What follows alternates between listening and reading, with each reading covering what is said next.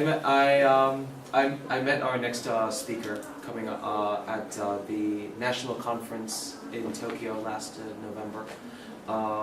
He was one of the presenters at the JALT Junior Conference. He comes to us talking about phonics, and he helped pioneer one of the teaching methods that we have the privilege of hearing about today. So he comes to us from Nagahama Elementary School. He's one of the teachers in their English program.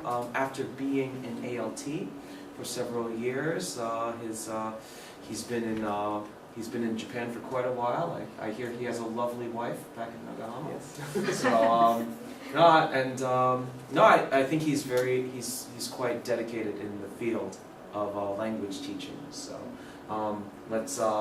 let's give a big round of applause for Cadmus Kerala. I'd like to thank Mrs. Watanabe and Royal for inviting me to be here today, and of course also Daigaku for allowing us to use this room, and thank you all for coming and to hear what I have to say about phonics. So let me go ahead and hit the lights here. Okay. Thank you. All right. Phonics and string. Well, first, who am I? Well, Royal did a great job of introducing me, so we can just sort of skip over that. Exactly. Yeah, I spent 3 years as an ALT through the JET program in Shiga, and the last 3 years I've been in Nagahama. I'm teaching in a program called the Nagahama Elementary School English program, and we have a special permission from the from MEXT, the Ministry of Education, to teach English as a full subject in elementary schools. The program's been around for about 6 years. Before then, English was taught, but just as it's normally been taught in elementary schools, which is more of an intercultural exchange type of thing, and not so much as English as a subject. One of the goals of the program is to teach English communicatively, relying on student-centered teaching techniques as opposed to the teacher-centered techniques prominent at the junior high level and above. Another is to develop an awareness of different world cultures and foster positive perceptions of foreign people. Included in this is the goal of showing children how learning a language can be enjoyable, and showing them how they can actually use the language in their lives. And a more recent goal has been to assist in the transition into junior high school, where we notice that some children have a problem when they hit the different methodology in junior high. Now,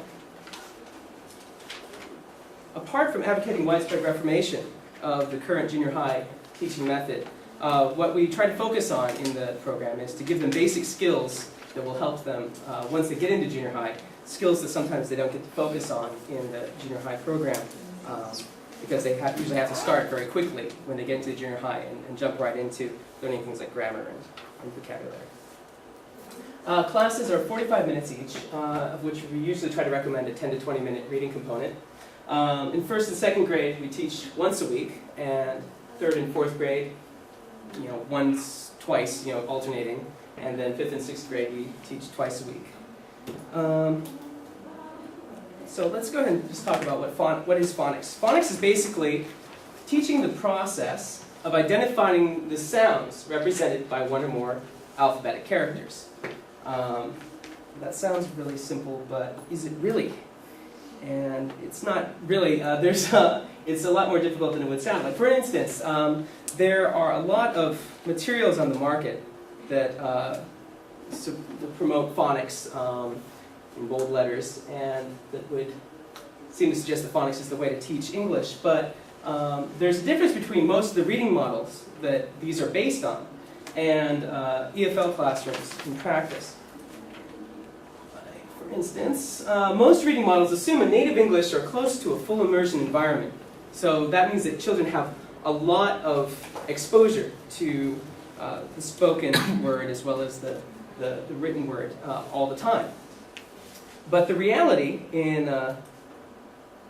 Japan, and I think most other countries who teach it in a second language, is there's little or no exposure to English outside the classroom. So that's a big difference. Another is that children who are entering into elementary school in a native English or immersion environment start out with probably about 6,000 word vocabulary already of spoken words that they understand, which is different from what most of our students would be like, and children would be almost no vocabulary. Maybe some loan words, but sometimes those loan words aren't as friendly as we would like them to be, or mean something completely different, and they're not necessarily as safe as base things on. So if you look at all this, a lot of the reading models out there, the students have substantially developed language skills. They already know a lot of the spoken environment, but most of our students have almost no language skills except for those which are shared with their L1, or their native language, such as the idea that words are formed of symbols and that they represent a concept in the world, like that when you see the kanji for ki, that it means tree. That it refers to some real thing out there. They might have those kind of basic skills at first, but other than that, they don't really have a lot of language skills to build off of. Okay, so if we're going to approach phonics, there's two different kinds of phonics out there, analytic and synthetic phonics. And so it's important to sort of keep in mind which method that the materials you're using or which method you're teaching, and which one is better. So first, let's just go ahead and I'll tell you about what the two different kinds of phonics are. Analytic phonics, children memorize some initial words. They learn some basic words, like you'd use flashcards, maybe with pictures, to teach them some initial words. And then they would begin reading. But they would start out with, teachers would try to introduce the sounds by trying to elicit from the students their own knowledge, right? For instance, like they might say, do you know any words that begin with k? And maybe kids could say cat, things like that. But this, of course, already draws on an already extant vocabulary. Teaching them moves on to focus on sounds at the end of words, once they get used to the first letter sounds. And then they move on to, in the middle, like vowels and CVC words like cat or dog. They focus on the A sound for at, or the O sound for ah. And then they'd work on blending sounds like SL as in soul, or as in CL as in soul, or BR as in burr. And finally they'd move on to digraphs such as sh and ch and the, those kind of sounds, TH, SH, CH.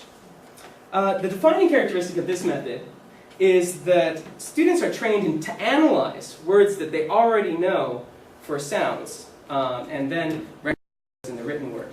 So it's a sort of, they already have to have a certain amount of preparatory vocabulary before they can really use this method effectively. In synthetic phonics, the children learn a few initial letter sounds. Then, they are shown immediately how to blend those sounds to form words. This also has the effect of rendering unnecessary the later focus on blending sounds. Because, like, for instance, SL, they would just learn how to pronounce SL, soul, because they pronounce S in isolation and then be able to blend those together. So you wouldn't need to focus especially on those blends. But in teaching that, it's important to note that you would have to focus on, as close as possible, on the sound expressed rather than the convention. Like, for instance, to a child, there's a difference between k and k for k, which can be difficult when you're learning how to blend sounds together. So that's an important point to focus on when you're teaching the synthetic method.